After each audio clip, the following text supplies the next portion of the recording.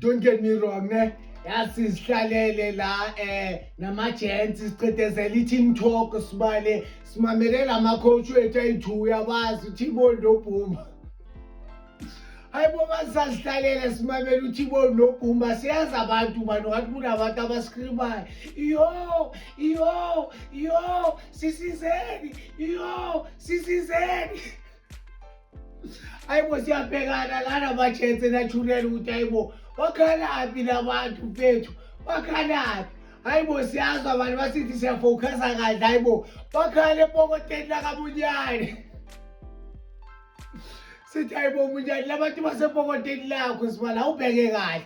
Hayibo uMunyane azisearch hayibo basithi sethi claims sithola uzwani nobudiba.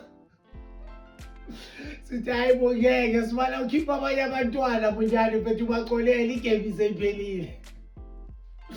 Ayasho bakhipha uMunyane abalahlele back opposite.